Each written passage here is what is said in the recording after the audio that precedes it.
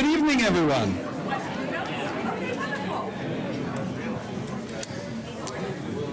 I'm Rob Brisk, and it is my pleasure and honor to be the head of the Wellington School. And we thank you for coming to All Things Wellington, the 9th annual. And we will soon start our program, but I had a couple of announcements first. I want to call your attention to the response card on your chair, which you may be sitting on at this moment. We'd ask you to take a moment to provide feedback before you leave tonight, before you leave the dining room. We're going to ask for feedback for each of the presentations, so you might want to do that at the end of each presentation.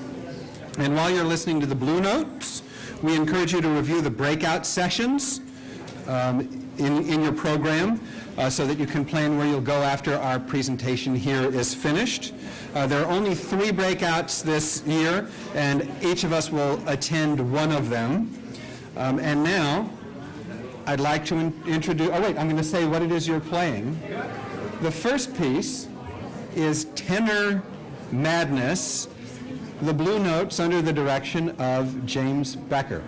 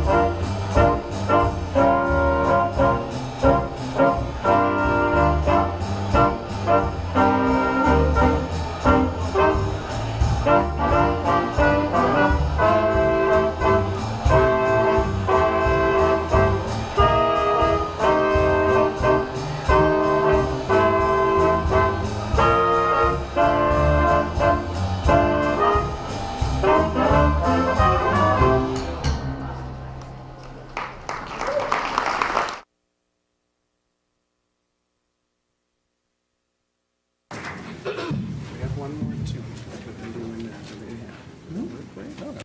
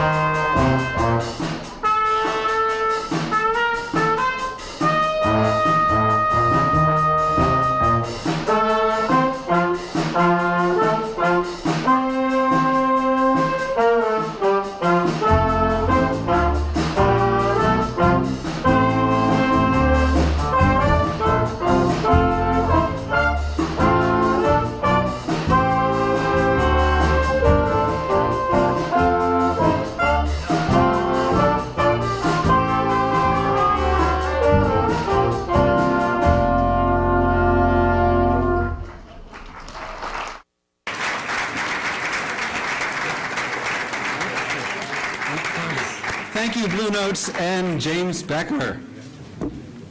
I'd like to welcome you again to All Things Wellington. And for those of you who are standing in the back, we invite you to fill in some empty seats now. If you'd like to come sit down. And we have our fabulous ushering staff will help you find seats. Am I right, fabulous ushering staff? Here they come. Okay. It is always an honor for me to kick off one of my favorite events at Wellington. This is our 9th annual All Things Wellington. And the first one we had 40 people. And this year we have 300 people here, as well as tens of people who for the first time are following us in our live streaming. Tens of people. And I always have the honor of kicking this off with some discussion of my thoughts on some of our areas of curriculum. So here we go.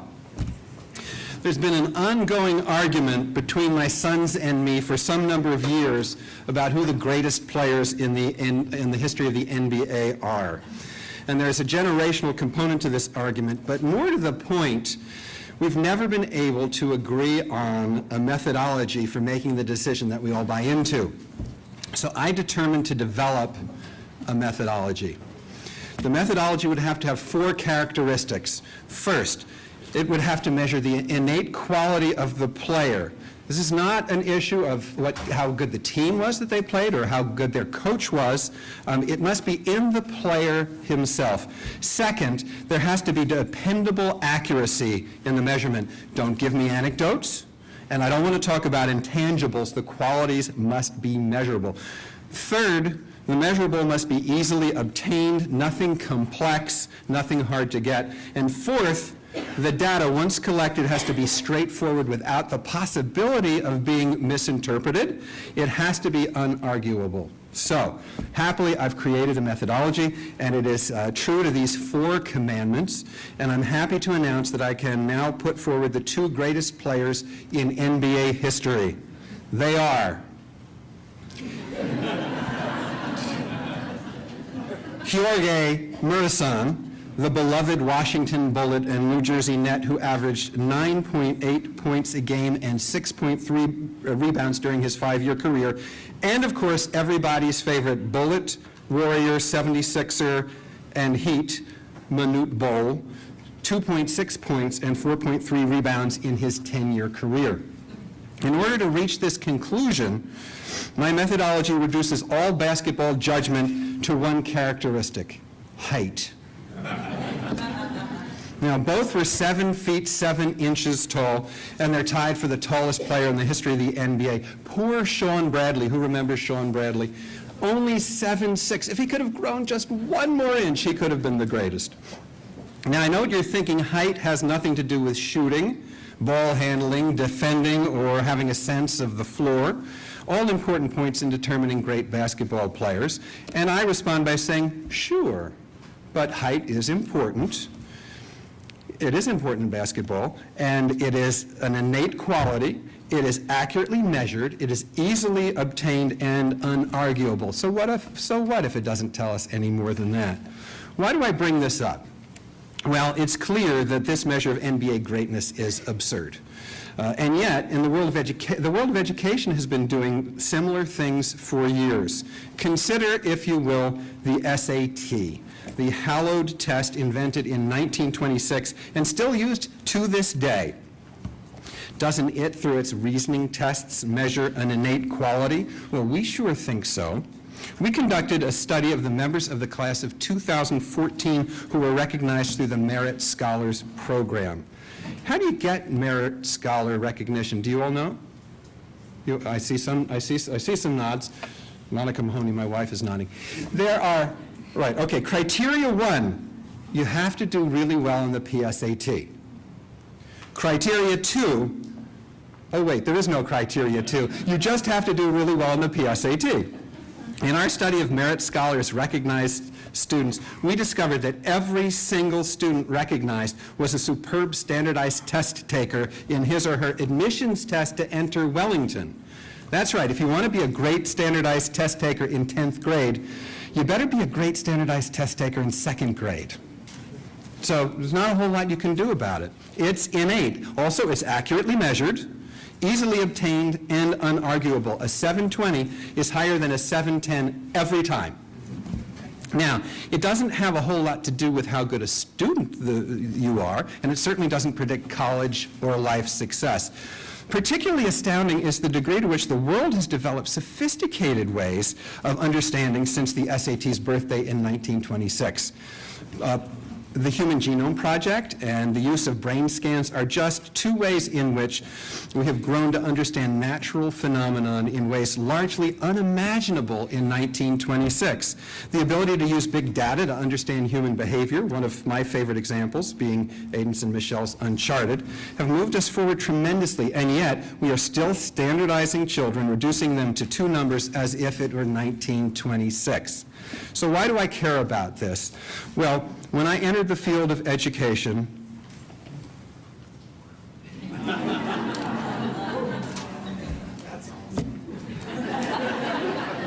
this was in fact in 1926, I chose independent schools, and I made that choice for 2 reasons. I'm a product of independent education, so it was the world I knew best. But more important, I knew that independent schools, more than any other segment in the education community, believed in the pursuit of knowledge in depth, the power of quest for discovery, and the appreciation of the beauty of the brain, the life of the mind. And these were the attractions that led me to enter the lucrative field of Latin instruction. So this leads me back to why I'm disparaging our dependence on the SAT, and particularly why I'm critical on schools, private, public, and parochial, that rest their identity on standardized test performance. I'm passionate about asking bigger, deeper questions. And one of the important questions we've been asking here is, what is truly worth measuring? What, if we could know it, might truly lead to stretching our students better? And our first set of questions have been, what is student engagement? Why is it important? And can we measure it? A quick refresher, with apologies for those of you who've heard me talk about this endlessly, which means the entire staff. We define student engagement as that intersection where students find their work deeply challenging and love it. We believe that both are important. It's our belief that students who find their work challenging and love it are disposed to look for more challenging work. Positive association with challenge propels students. And we set out to measure student engagement. We developed the following grid. It is our goal to drive students to experiences in the engaged quadrant. That is the area where students experience high challenge and love it, and have as little activity as possible in what we call the bored quadrant, the area where students are unchallenged and hate it. In order to collect student scores, we asked experts on the subject of whether students are challenged and love it, and those experts are the students themselves, who consume more educational experience than anyone.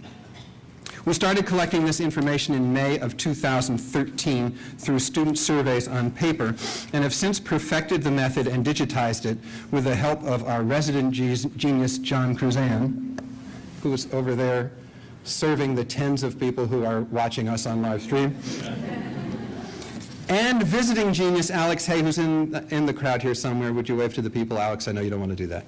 Alex Hay. We have developed a powerful tool for data analysis. So I'd like to share with you some of the research we've collected. First, let me give you a quick tour of this slide. These are the dots from all of our students, grade 5 through 12, collected in October of 2015, this past October.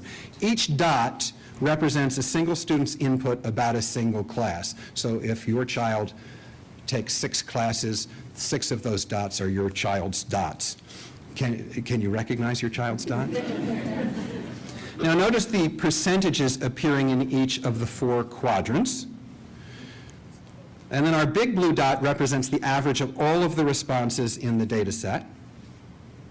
And the X bar refers to the average of the love it and hate it spectrum on a scale of -200 to +200. And the Y bar refers to the average of the challenged and unchallenged spectrum.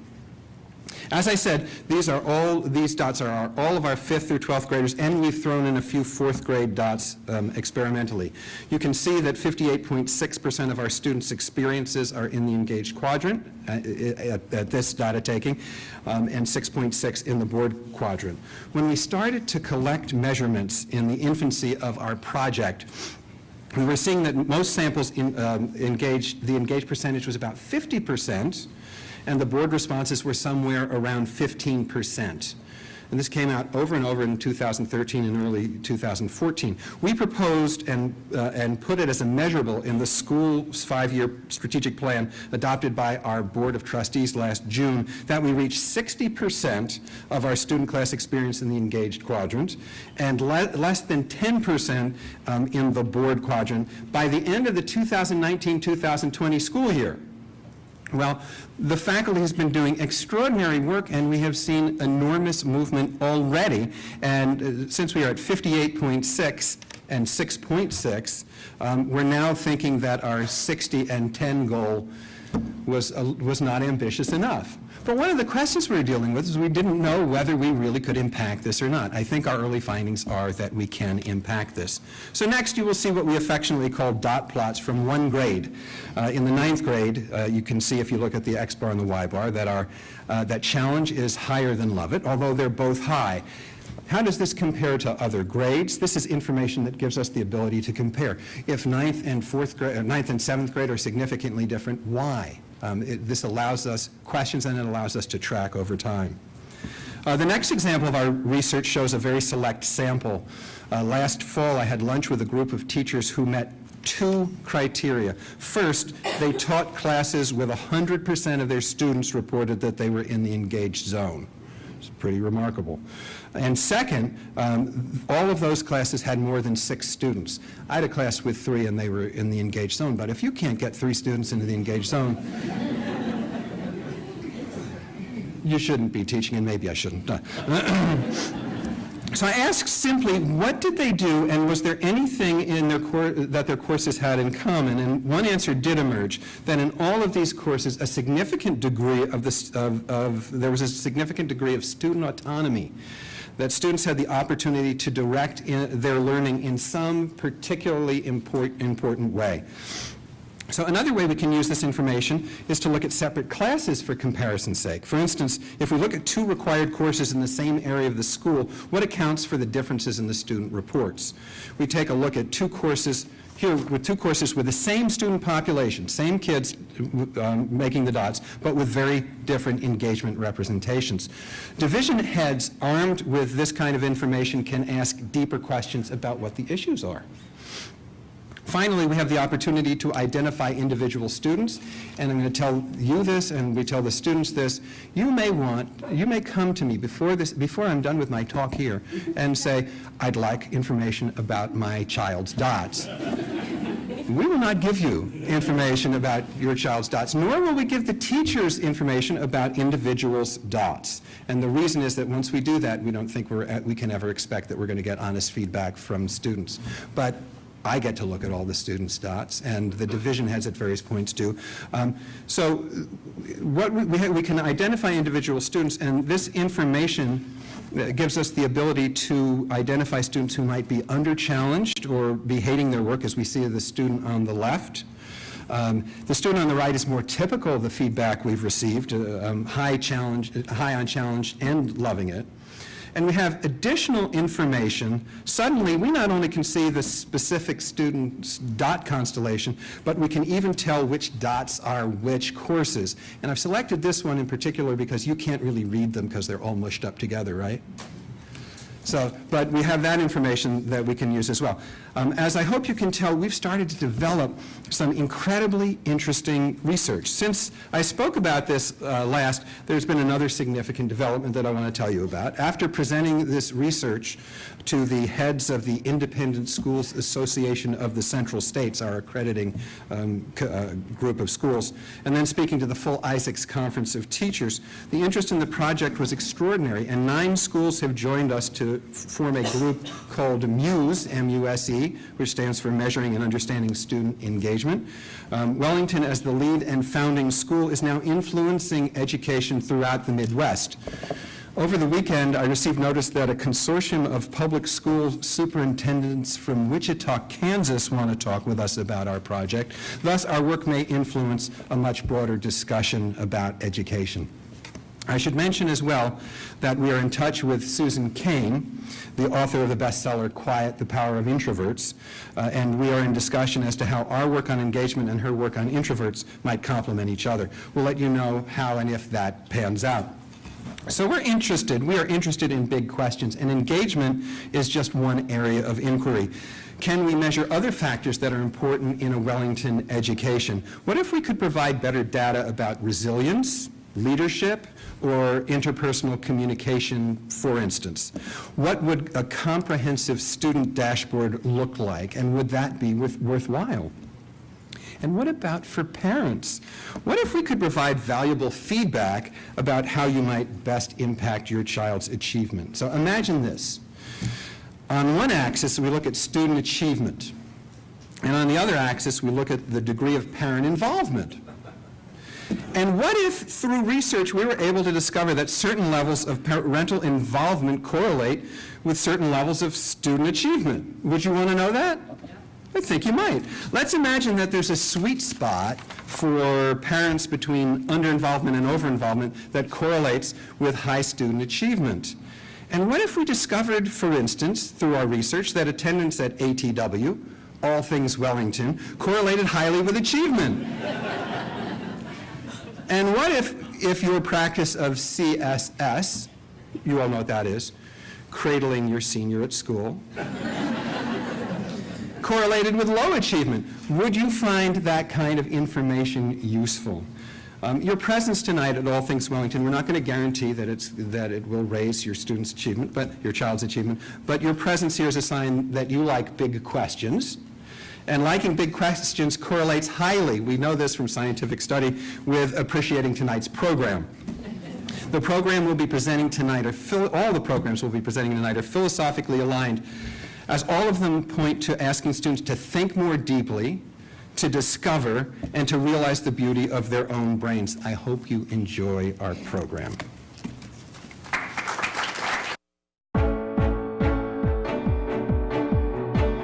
At Wellington, we understand the importance of allowing students to identify areas of passion and to ask questions that are relevant, and then to really think about how would you answer that question. It builds critical thinking skills, problem solving, and ultimately allows them to become expert in something and take ownership of their learning. I'm currently doing research at Nationwide Children's Hospital.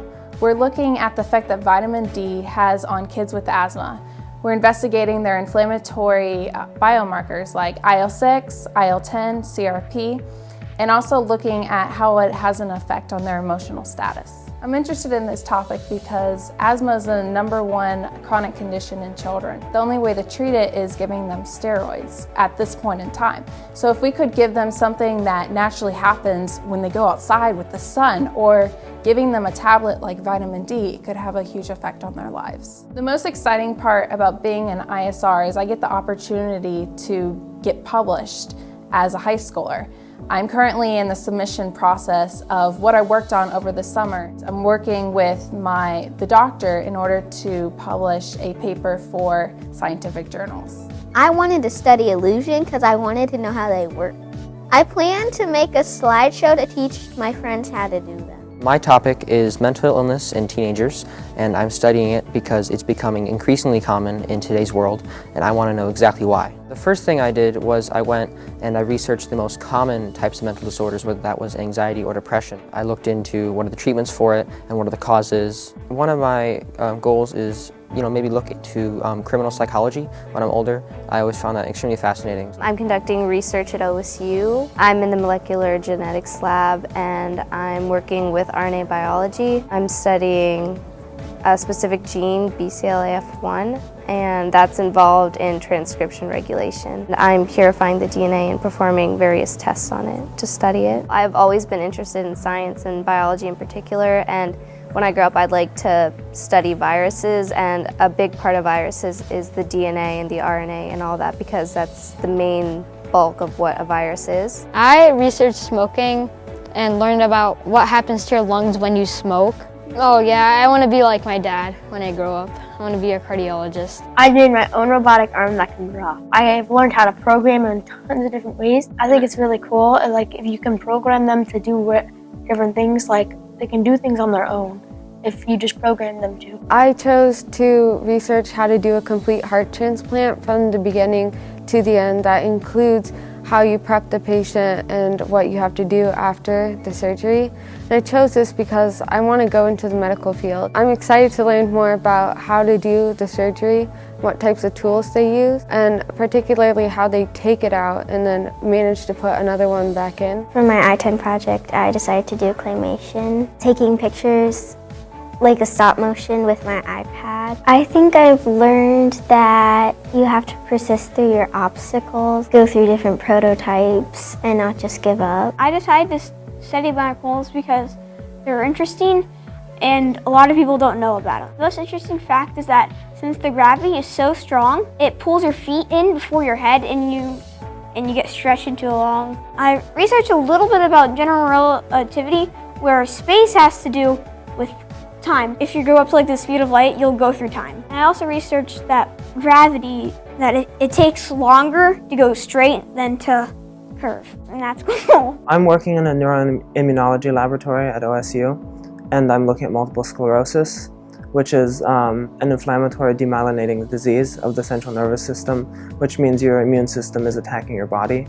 And I'm looking at genes in the immune cells that are doing the attacking and seeing what effects those genes might have on stopping disease progression. I actually shadowed one of the doctors who who treats multiple sclerosis patients.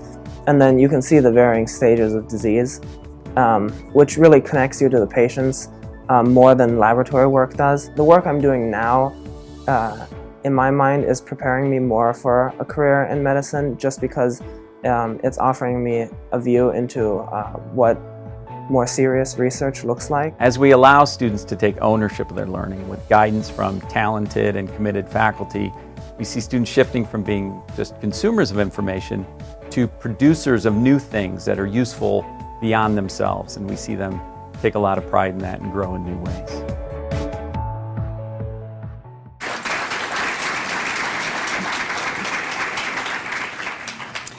Okay, repeat after me.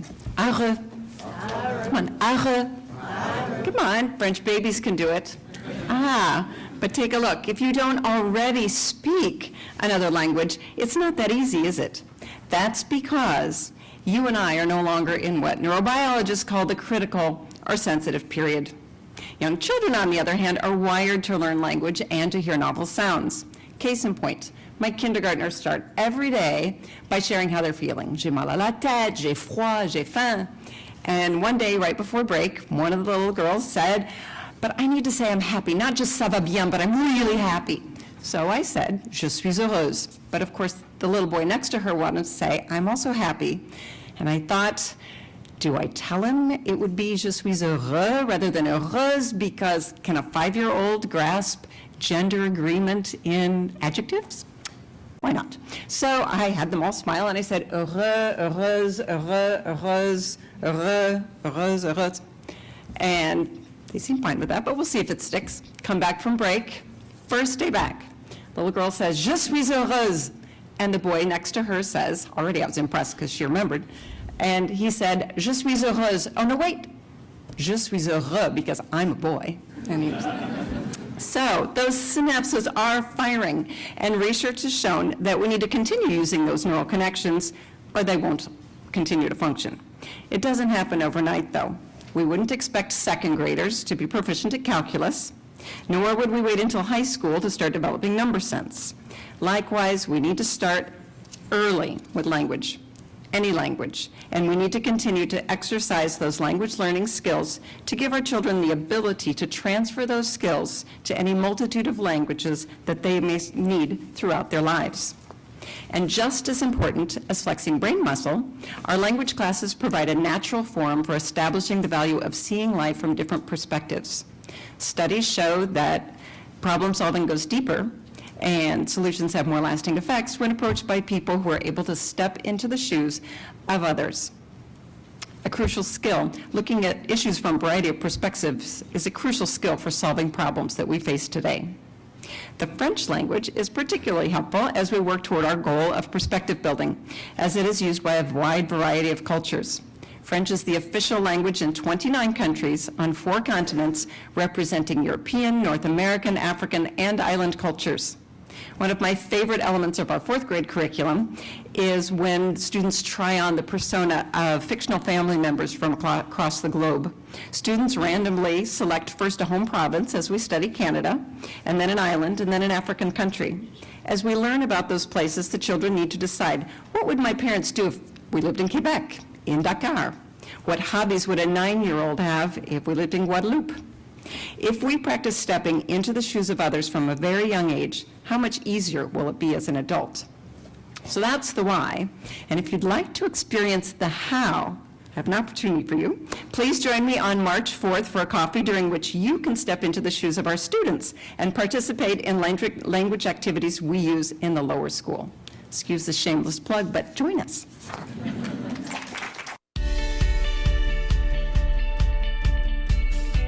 The Global Citizenship Certificate Program is a program that was designed for students who are interested in focusing more on global studies. The 4 components of certification include curricula, leadership and involvement, global perspectives, and a culminating project. Part of earning the Global Citizenship Certificate is completing a local and an international service project. For my global service project, I went to Costa Rica with an organization called Rustic Pathways, and there I did community beautification projects, and we worked in a garden in a village called San Ramon. It was really meaningful to help the kids in the village, especially after we finished leveling the soccer field and we finished doing all of our projects, and we just kind of got to see their reactions to our projects, and it meant a lot to see that we had really done something that helped them. I was able to travel to France my freshman and junior year, and I became very close with 2 French girls, and despite a difference in country, in language, and culture, we were able to relate, and we had a very deep connection that I know will last for years to come.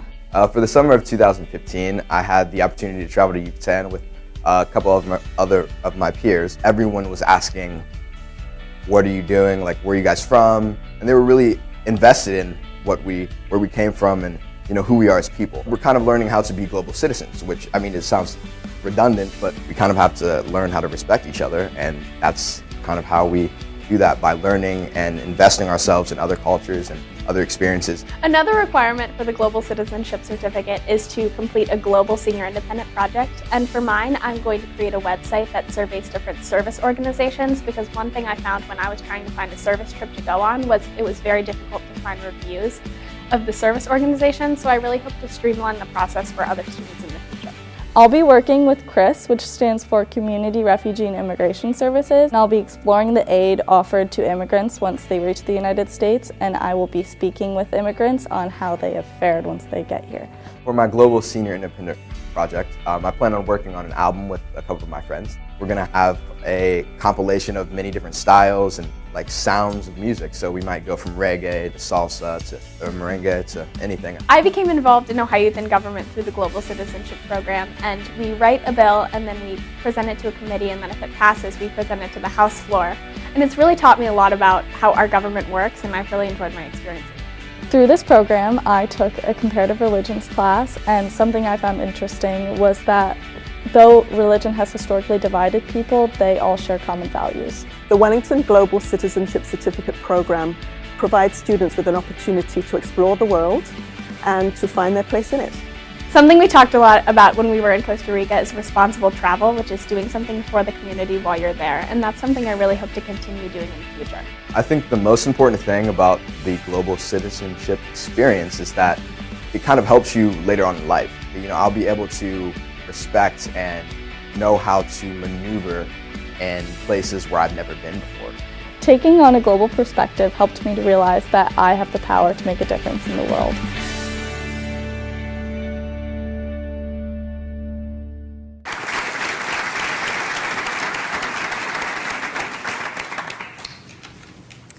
Good evening. My quest to make learning more meaningful and engaging to my students, coupled with Wellington's commitment to innovation and the flexibility of the English Language Arts curriculum, led to the 8th grade engagement project, where students have a year to study deeply that which truly interests them. After choosing an area of study and drafting a proposal, they work with me to build in curriculum requirements. Through the student-driven project, emphasis is placed on process, creative research, the exploration that builds upon research experience in 5th and 6th grade and prepares students for upper school and beyond. Students read widely and deeply, interview primary sources, and seek out field experiences. They write for a multitude of purposes, brainstorm with classmates, learn that the more one researches, the more questions one has, and engage in informal and formal speaking. Most importantly, they discover that education is the lighting of a fire. Last year, one student researched how to start a business. He chose a business model, found a location, suppliers, created advertisements and a crowdfunding video, and obtained the necessary tax forms. This is where he was derailed because he's not 18. Another student wanted to write a novel, and after successfully researching and outlining, she became frustrated at the drafting process because she did not have a realistic setting. So, with an idea in mind, she researched the aspects she wanted in her community, came up with a small town in California, and used Google Maps to walk the streets, so that she would know intimately before she wrote the names, the shops, restaurants, residential neighborhoods. They were all there. 7 months after the end of the project, Megan is still crafting her novel. The engagement project has proven to be richly rewarding for students and for me. From the professional presentations and the astounding expertise of the students by the end of the year, to the amount of new knowledge gained from learning from each other, it's an amazing adventure. I could go on, but the best testimony is from the students themselves, and so I turn you over to Serene Abdubaki in 8th grade and 9th grader Mac Hammett.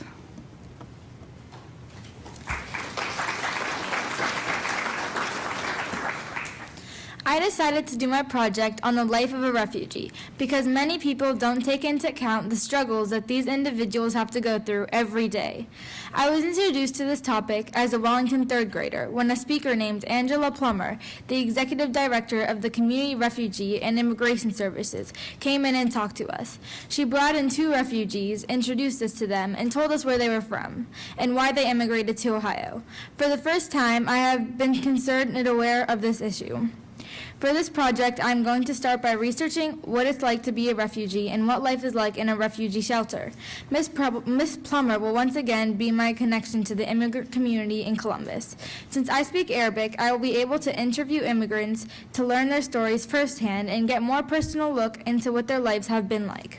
I'm really looking forward to meeting a family of immigrants because I'll get to learn their story and really connect with them. I might even have an opportunity to meet a family when they first arrive. I think that this project will be an amazing experience for me.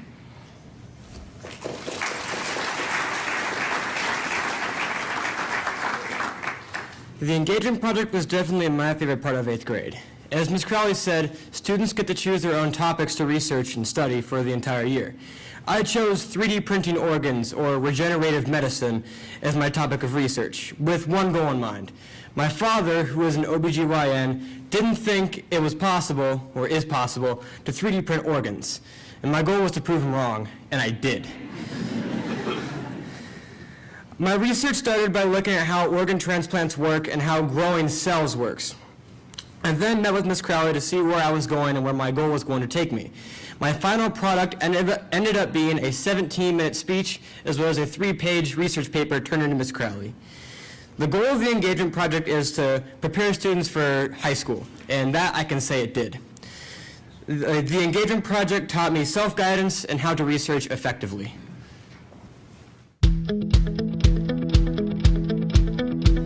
This year in lower school, we've been really excited to learn about the Iditarod. It's an annual sled dog race in Alaska.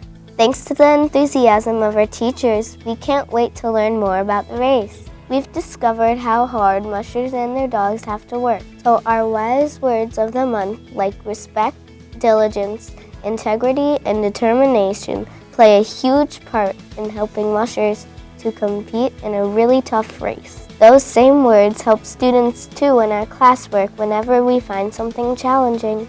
In science class, we do activities that focus on understanding friction, meteorology, and physiology. In math class, we use GPS to track our favorite mushers on maps that help us learn to problem solve, calculate speed, read data tables, and interpret line graphs. 3rd graders recently performed a play all about the Iditarod. We discovered fun facts about the race and how much the mushers and dogs have to endure and persevere day after day. They deserve a lot of respect. We also learned how to dance like a native Alaskan and have set running goals in PE to train for our own version of the Iditarod called the Ikitarod. The Iditarod is known as the last great race on Earth. A group of Wellington teachers received a student engagement grant to travel to Alaska to learn more about this amazing race. We attended the Iditarod summer camp for teachers at the Dream a Dream kennel.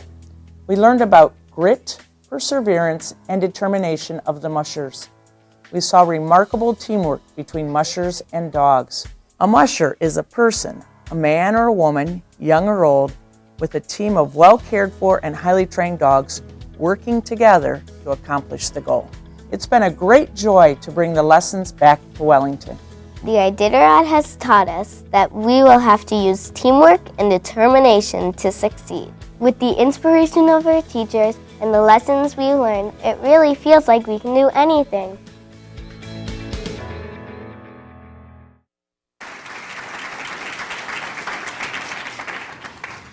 One of my favorite aha moments as a teacher came in front of a blackboard. I was writing and talking and talking and writing, and I turned around to answer the math classic question of, and when will we use this? That's when I knew I had to bring math to life. So that's where project-based learning comes into play. My colleague and I, Sean Corey, both believe that the traditional method of passively learning and reciting facts out of context does not exactly motivate learners to thrive. On the other hand, real-world math problems teaches them the fundamentals of reading, writing, computation, but more importantly, the habits that foster the mind that they need to survive and to thrive in the real world. So with that in mind, they are able to problem solve, think critically, and able to grasp ideas with grit and with a growth mindset. Educational researcher Dr. Sylvia Shard said it best. One of the major advantages of project work is that it makes school more like real life.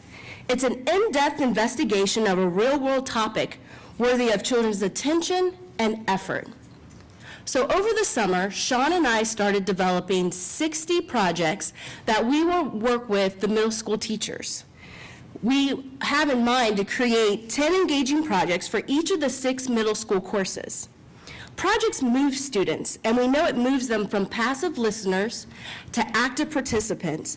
And what that does is drives their research and their collaborative skills, which ultimately leads to deeper understanding of the context and full engagement in math. One of these recent projects that we worked on not only included baking, but rational numbers, and they were able to budget. So I'm gonna have Joy tell you a little bit about her experience. I really enjoyed the baking project. This is a project where we acted as caterers for Miss Burkhalter's party. As a group, we need to figure out how to double and triple recipes, and we actually baked cookies. This project was fun and challenging, and it showed us how fractions are important in the real world. My favorite part was how my group worked together to figure out fractions in the recipe and how much it would cost. These projects teach students that numbers and symbols can mean something much more than just answers. They teach students that doing math is a process of sense-making. In addition to solving complex problems, students are rewarded with the feeling of accomplishment when they've crossed a threshold of understanding. Some of the projects we've already done this year include baking fractions, Angletown, Lini Golf, and the Factorization project, just to name a few. We also shifted into high gear with the bike project. Phase 1 of the bike project, get your hands dirty. Go home and measure everything on your bike and draw a diagram of it. Phase 2, how do gears work? Use proportional reasoning, modular arithmetic, and ratios to calculate things like speed, chain length, and tire wear on fixed gear bikes. Phase 3, design and customize the perfect bike for you. For instance, students learned that bikes with low gear ratios are great for climbing hills and going off-road. They also learned that bikes with high gear ratios are sweet for touring and top speeds. Declan, take us to the finish line. In class, we used a disassembled bike to learn about gear ratios, which help you figure out many things. How fast do you think Alan is moving right now? We eventually figured out that if he multiplies gear ratio, 2:1, times his cadence, 60 rotations per minute, and then multiply that by his wheel circumference of 85 inches, you can tell how fast he's moving. All right, how many of you guys guessed 10,000 inches per minute? Okay, well, if you did, then you were right. It's about 9.5 miles per hour. I can honestly say that it's awesome to be pedaling and riding on a real bike in math class.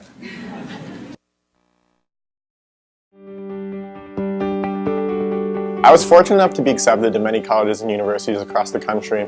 Thankfully, Mr. Remus and the rest of the college counseling support staff were there for me. Because of that time talking about what specific qualities in each school I liked the most, I was ultimately able to make my decision to go to Columbia, because once I was on campus there, once I was able to speak with professors and current students, it became apparent to me that that's really where I wanted to go. At both of the two schools I ended up deciding between, I was able to talk with them about the research I had already conducted through Wellington's ISR program, and they both knew the project I was working on and were interested in my research. And I had already made connections because of Wellington's ISR program for undergraduate research before I ever even decided on the university I'd be attending. Our experience with the Wellington College Counseling Program was uniformly wonderful.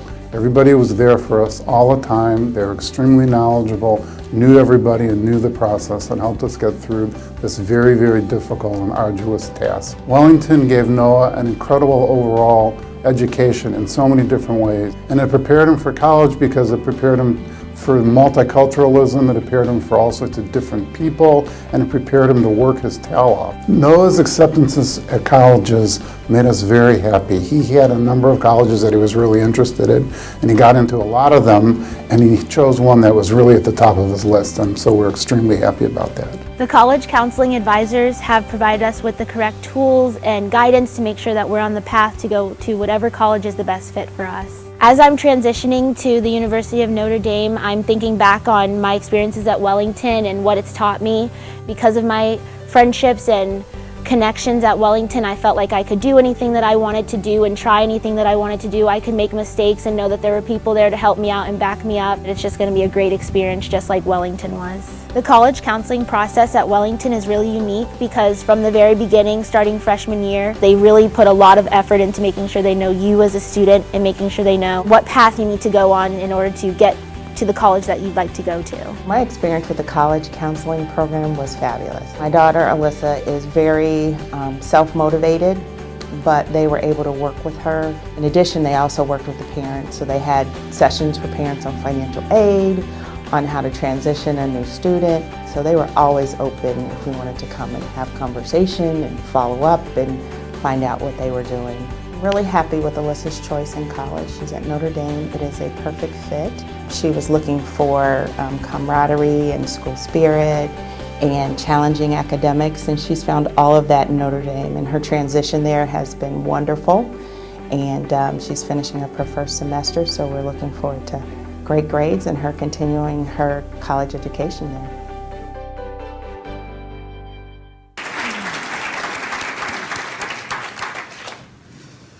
Each moment in history is a story told from a unique perspective.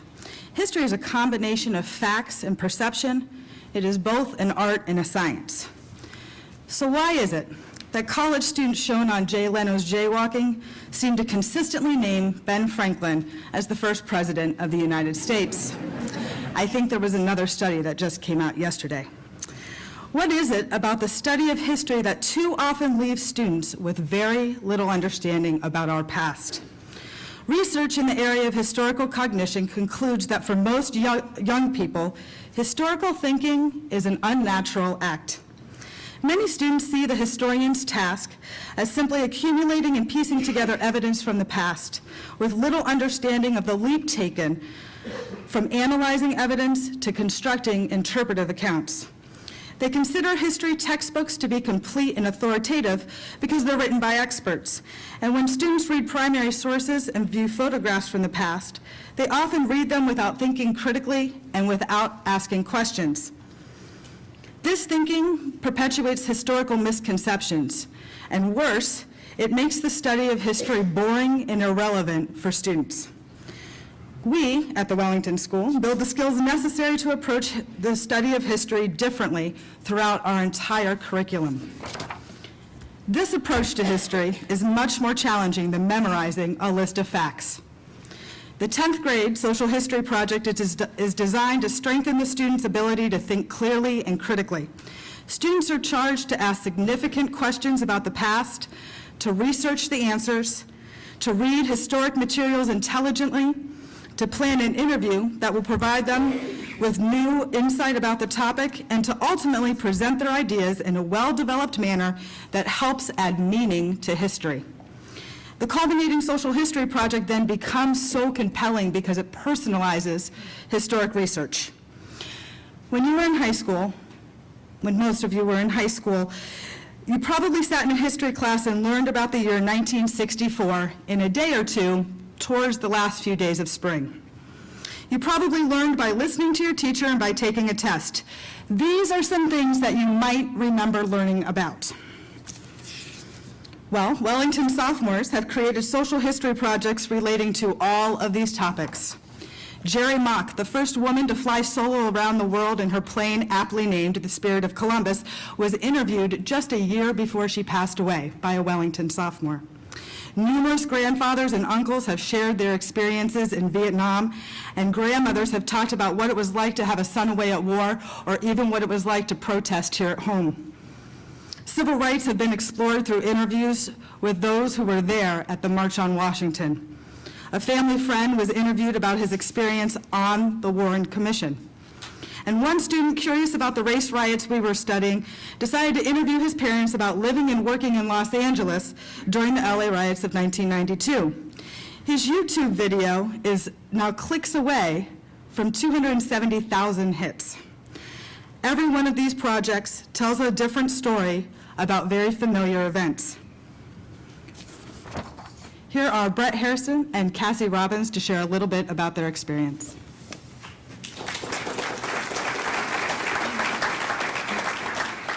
The topic for my social history project was growing up while Black. I chose this topic because it allowed me to explore an event in history that I had a personal connection with. My biggest challenge during this project was coming up with a creative way to present all the information I gathered. I researched events falling under the heading of civil rights, and I interviewed the African American Women Association, some faculty and staff from Wellington, and other people who were involved with my topic. I finally decided to create a blog that would include important facts and information of each interview. For example, I included the component of music as a large part of my blog. I asked each interviewee to remember a song from their childhood, and every single person will automatically recall fond memories from back in the day. Overall, I learned two very important things from my project. I learned that every event in history has multiple perspectives, and that each perspective has importance and value to it.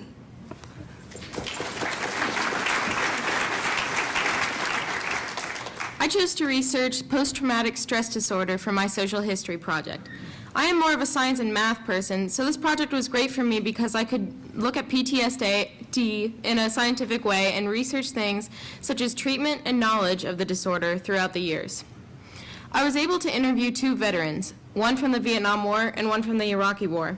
It was intriguing to see the difference between the two men who both received a Purple Heart for their service. They had somewhat similar stories, even though they fought in two different wars at two different times in history and in terms of medical technology. After my research and interviews were complete, I was able to combine them to make a video that explained our current scientific understanding of PTSD, along with a timeline showing our understanding of the disorder and how we support veterans. The social history aspect of my research helped to connect the story. I love this project because I was able to incorporate my favorite subject into a social history project. A 1996 graduate of Wellington, Elizabeth attended Spelman College and graduated with honors. She started her career in retail and traveled internationally all over the world as part of her responsibilities. She realized travel continued to be one of her favorite things to do. She returned to Columbus in 2006 to join her mother at Uniglobe Travel Designers. Elizabeth became president of the company in 2012, and she is credited with doubling the firm's revenue in the last 2 years. Elizabeth serves on the Wellington School Alumni Board, the Women's Leadership Council of United Way of Central Ohio, Columbus Chamber Small Business Council, and is a member of the Women's Presidents Organization and National Association of Women's Business Owners, Columbus. Last year, Elizabeth won the Progressive Entrepreneur Award at the 2015 Smart Women Awards. Join me in welcoming Elizabeth back to Wellington.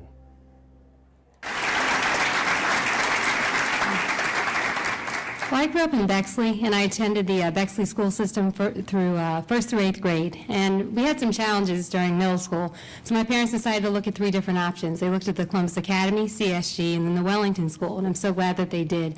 So as a family, we decided that Wellington was the best school for us. So my sister and I started in 1992, And I have to tell you, it was an adjustment because the curriculum was pretty challenging, but I was able to get in my groove and get into the swing of things.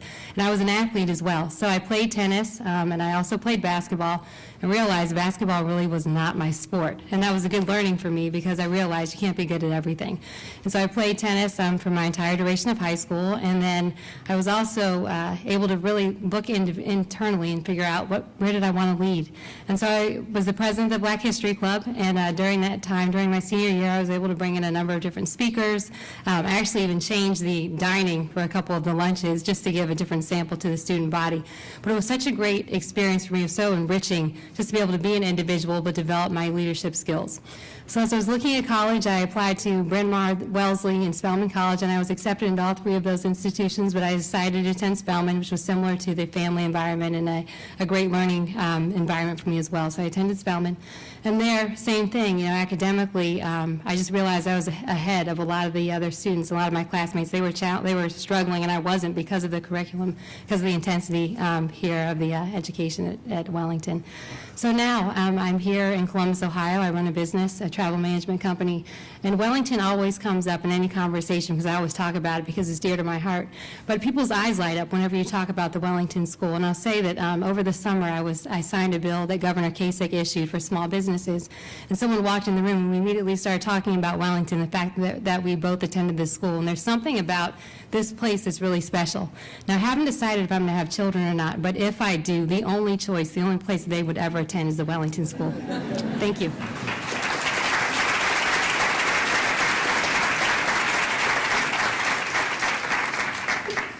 I want to thank all of our presenters. What a great job you did. Thank you so much. Great job. I also want to thank the staff that put this evening together.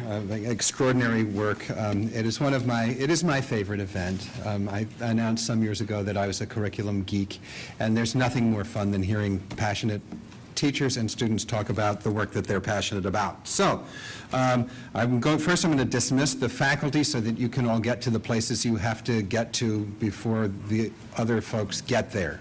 So, off you go. I hope that you've consulted your program to look at the options available. We have a session that goes from 7:30 to 8 o'clock.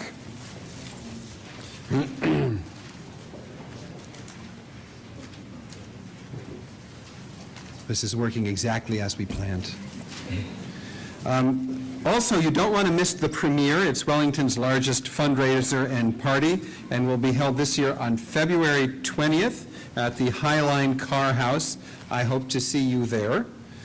And second, please remember to fill out the response card and leave it on your chair. Your feedback is really, really important to us. So